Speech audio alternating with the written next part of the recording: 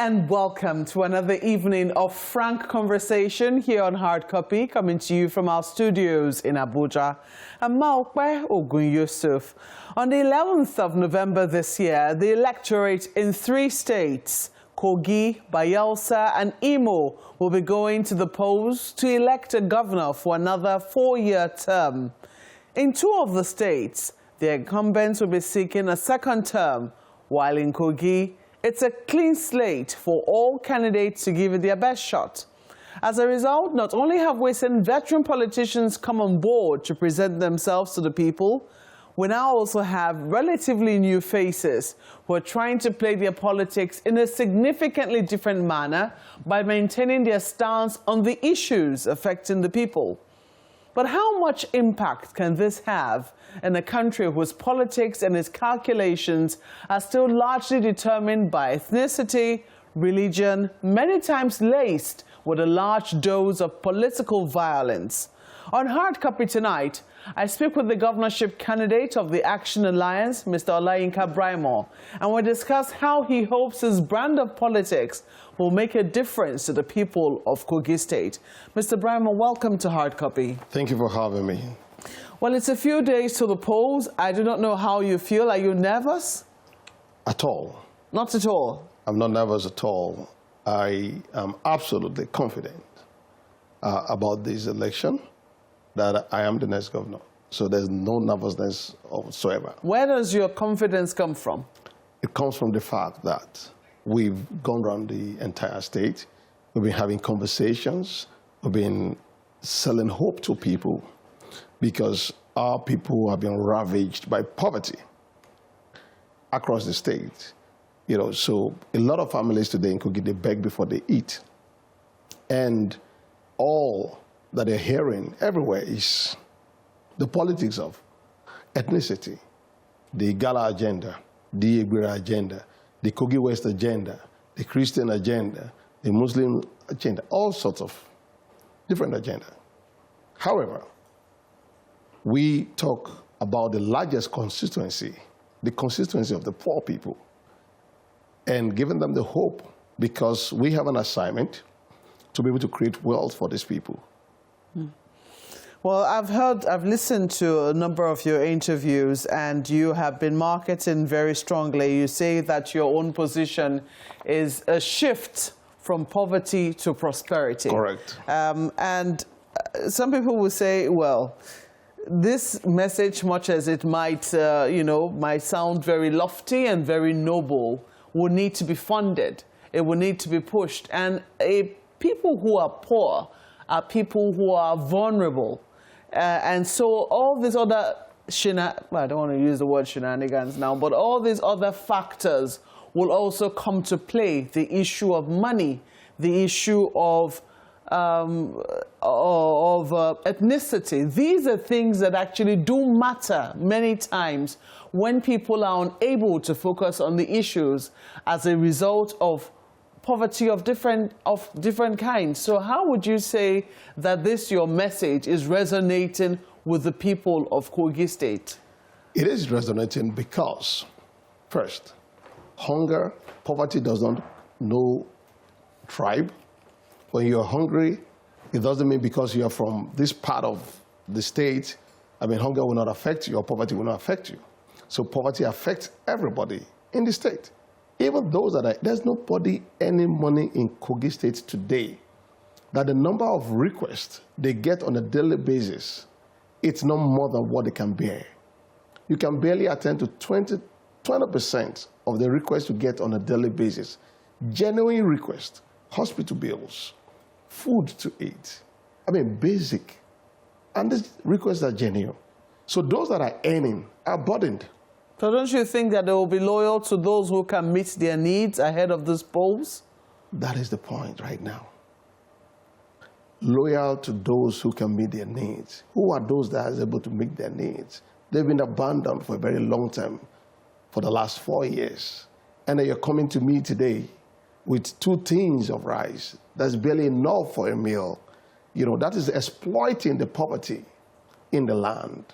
Well, it's a good thing that you've clarified that this monies that you're talking about is within your team. Now, people can say that is, I mean, within your team, maybe you have managed to build a very loyal team.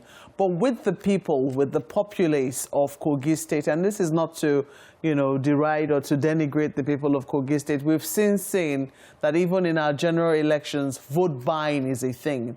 And that's been a source of worry for election observers, for even the umpire, and I think a source of worry for the generality of Nigerians, that people can be swayed. People are so poor that they can be swayed by little things on election day. And if what you're looking at, or will I say the major issue for you, is selling hope and prosperity to the people of Kogi State, are you backing that up with anything? Now, the thing is, the vote buying. They are all preparing for vote buy. So you said they are all. You're not a part of them? No. I tell my team, we are not doing any vote buying. We are going to engage the people. I mean, Peter Obi got over 6 million votes in Nigeria. Did he buy those votes? It's through engagement. You're not even on Labour Party platform. No. I mean, the Labour Party is not a question of the party right now. It's a question of the person. Not a question of the party. Because right now, those that have been in court, known parties, up to date, a whole lot of them are ravaged with the same poverty. They have realized, I mean, this is over 27 years of voting, different election cycles. I mean, it's enough time to be able to establish trends.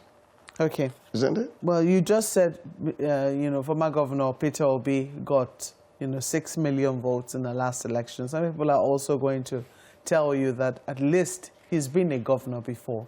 And it was from there that people could say, oh, this is what he's done before. This is why we think he might be a solution to, our current problems. You are relatively new on the political turf. You haven't held any political office before. Correct. What are your antecedents? What precisely are you marketing to the people of Kogi that, will make them say, we've seen what he's done before, we think he can replicate same here? I am an entrepreneur. I create wealth. I understand the problems. Because what we need in Kogi today is someone that's able to create wealth. Because the primary challenge is this. Our state, we've had 4 governors in over 2 decades. Some certain facts have been established over this period. Late Prince Abubakar Audu, a lot adjudged him to be the best so far, that have done the most for the people of the state. And then he didn't get a second term. He did a lot of projects. He didn't get a second term because of salary issues with the civil servants. Governor Ibrahim Idris came after him. He never owed 1 month's salary and benefits throughout his tenure, but could not do as many projects as Prince Abubakar did in about 6 years. Governor Wada came in. He tried to do projects. He tried to pay salaries. But he couldn't really find that balance. And then now, what we have today, one thing has been established across board. The dependency on federal allocation is a problem of Kogi State. You can imagine our budget for this year is 172 billion. 88% of that budget is dependent on federal allocation. Just about 12% is coming from IGR. And how can you be running your economy depending on the federal government that is owing 87 trillion naira, and about 96% of the revenue last year was used to service debt? So it means the federal allocation will be going down, as that is going down. I mean, in terms of value, to the state. So it means our hope as a people is hinged on the federal government, in spite of the resources that we have in the state. And in terms of experience, for me, I came from a polygamous home. I lost my mom just after my senior secondary school education. I had to fight my way, sponsor myself through life to get to where I am today.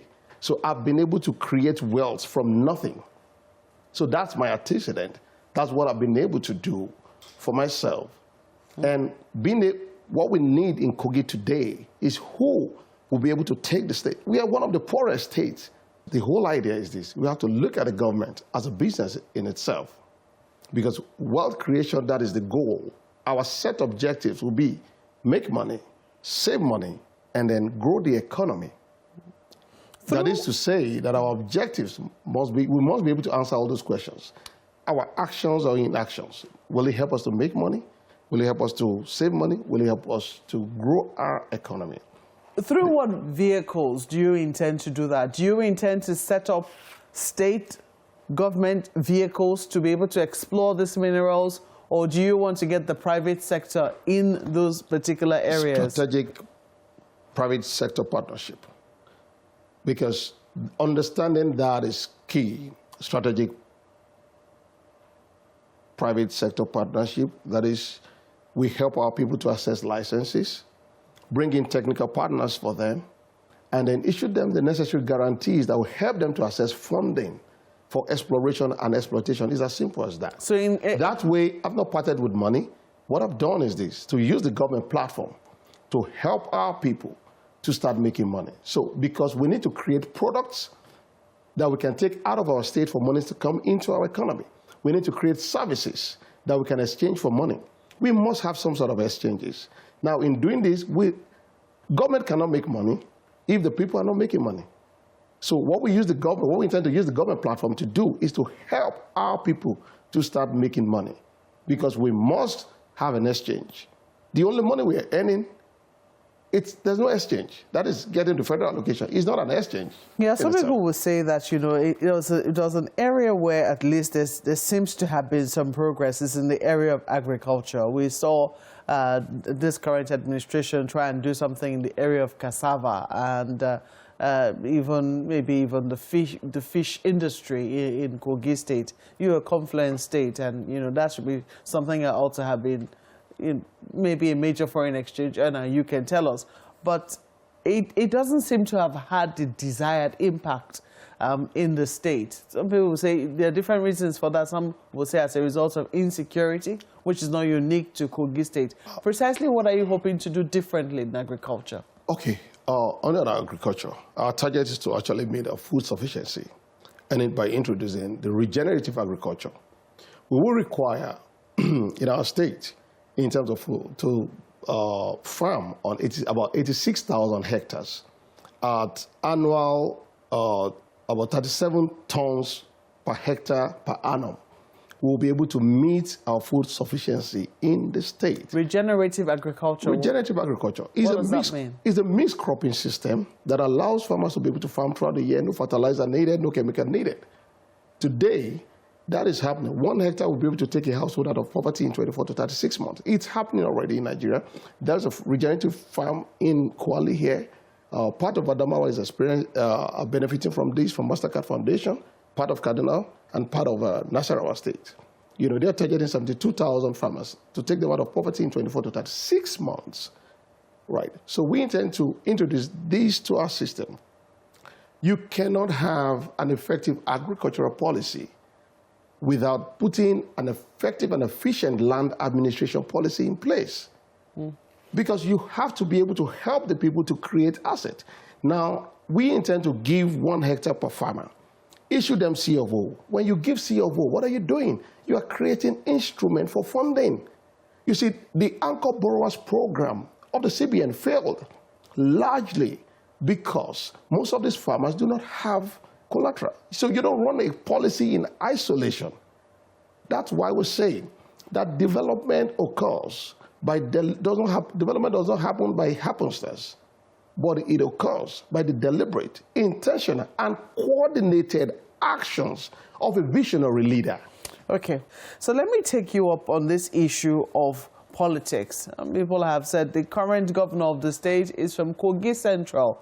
They believe that, he should maybe go to Kogi East or he should go to Kogi West. You're from Kogi West, which is like the most, will I say, the place where you do not have the most population of voters. And people think that is important. In terms of political calculations, Kogi East seems to have, a stronger number of votes. How are you looking at the political calculations and doing yours and seeing how it is that these ideas of yours, is accepted by the majority of voters who are going to be thumbprinting on the 11th of November? I am aware in terms of the numbers and the demographic. When people choose to look at it in terms of the region, at the same time, I look at other demographic analysis.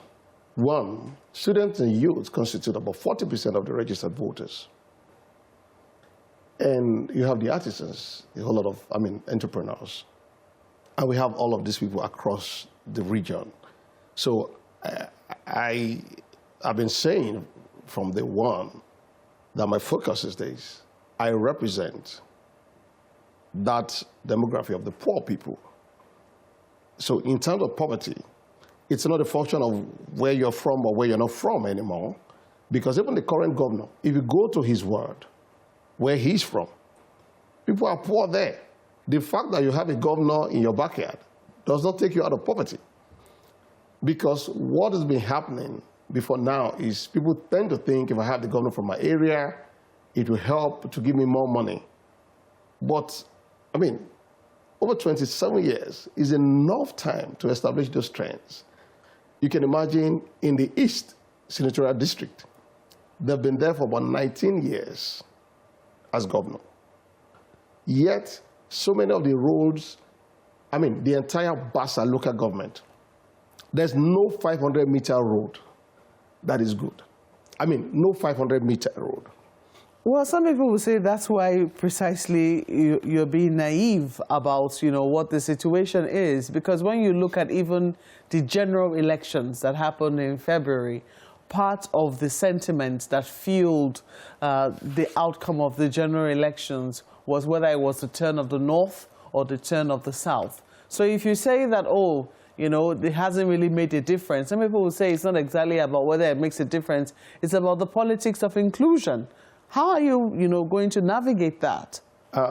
I'm not categorically saying sentiment doesn't come to play, because voting decisions are mostly an emotional decision than logical decision. I'm glad you appreciate that. Yeah. So what we're doing in that regard, in terms of our engagement, and that is why today, across the state, I started engaging pastors in town hall meetings, imams across the state in town hall meetings. I've had over 200 town hall meetings with pastors, with imams, community leaders across board. As many sentiments as we can latch on here and there, we're covering all of those What areas. are you telling the pastors and the imams? What I'm telling them is this. The order, in the scriptures, those that minister to you in spiritual things, okay, you are supposed to minister back to them in carnal things. But that is not the order today. The pastors, the imams, when people are poor, when they cannot pay their children's school fees, when they cannot feed, where do they go to? They go to their spiritual leaders. They go to their houses. They are there crying for them to call on to God to help them. But the reality is this. God will not do for you what you can do for yourself. You have to get involved. When it comes to the issue of community development, community decisions has a great impact on community development. If a community fails and make the wrong decision of who becomes their leader, it will affect the community development. So it's important for them to get involved in the process. How confident are you that come November the 11th, the playing field, that there will be a level playing field for all political parties? We do know that on election day, we have seen how things have gotten violent on election day in Kogi State. Is it a situation that you are prepared for? Now, in terms of the issue of violence in the state, and one concern that I've emphasized on is the election day violence itself. You're bothered about that? Yes, the election day violence, because I'll tell you, one of the things, the areas they try to engage us in violence act in a couple of locations. What we did was we left. We just left. We got our security team, we got the intelligence report. These guys wanted to attack us, and then what we did was say, you know what, guys, I don't want any casualty on my account. So we left. Also, there have been attempts. There have been attempts. Even yesterday, we're supposed to be at a particular local government, and then intelligence report got to us. You know, we're going there with our timing, and then one of the political parties decided to write to the police to fix their own rally on the same day. So we decided to withdraw and then change our timetable immediately. Then, by 10 a.m., they changed theirs. So any attempt for us to go in there, then they will come in again that they want to do rally. And we'll try to resolve that with the police. However, what we've been doing, we've avoided confrontations when it comes to violence. We are hoping, and because we expect that the president will do the right thing by deploying enough security personnel in the state, given the fact that this will be his first election that he will be conducting as the president of the Federal Republic of Nigeria. And I want to believe that by virtue of his person and his personality and his experience in politics, that he will do the right thing by ensuring a level playing field across board in terms of the election day security. You know, because right now there are threats of kidnapping some of our people in the state. Yeah. Reports say that you're going to court. What are you going to challenge in court? In terms of, like right now, currently, the state government wrote to all the hotels in the entire state, asking them to refund monies that have been paid by whoever, by their customers, that from the 4th of November till the 12th of November, that they are booking all the hotels in the entire state. That is to say, our team and a whole lot of our people that are working and other candidates will not be able to have a place to stay. You have that on good authority. Did you see the circular? There's a circular. There's a letter sent to all the hotels. And the hotel, they had approached us to say, hey, this is what they have. So that's why the fact that we have paid till the 12th of the month of November, that they will have to refund us our monies. So who are you suing, the state government or the hotel? It's the hotel, of course. I mean, you've given me an invoice, I've paid you, then you want to refund me? Are the people whom you're talking to, are they confident? Because some people will say, look, we voted the last time, INEC said there was going to be transmission. It didn't happen. We don't know what's going to happen this time around. What are you telling the people? What we're telling them is this: they need to build more confidence with the beavers. So in the course of our engagement, we're telling them the beavers has helped a great deal, you know, in reducing some kind of electoral fraud. So people with that, we try to build their confidence in that fact. You know, with beavers, you are certain. The INEC chairman was in Kogi some few weeks back, and he insisted that results must be uploaded to IREV from the polling units. And we're communicating the same to our people. And you're sure there will be no glitch on the server? I don't think there should be. I think the INEC chairman, I want to believe we can hold him to his statements. He's an honorable man, and I want to believe that we can hold him to his public statement. If he comes out to say, you must upload results from IREV. So if there are glitches, then it wouldn't be 100%. Maybe there might be 5%, 10% error margin in one area or the other. That might be understandable. But I don't think it will be everywhere. You know, so that's the communication we'll be having with our people, to get them to understand, to be able to build the confidence in the electoral process. Well, Mr. Olayinka Braimoh, we wish you the very best at the polls. Thank you very much for coming on Hard Copy. Thank you for having me. Well, that's the program tonight. In the meantime, what do you have to say on any of the upcoming elections in the 3 states? Do share your thoughts with us using the handles showing on your screen. Thank you for watching. I'm Maokwe Ogun Yusuf. Good night.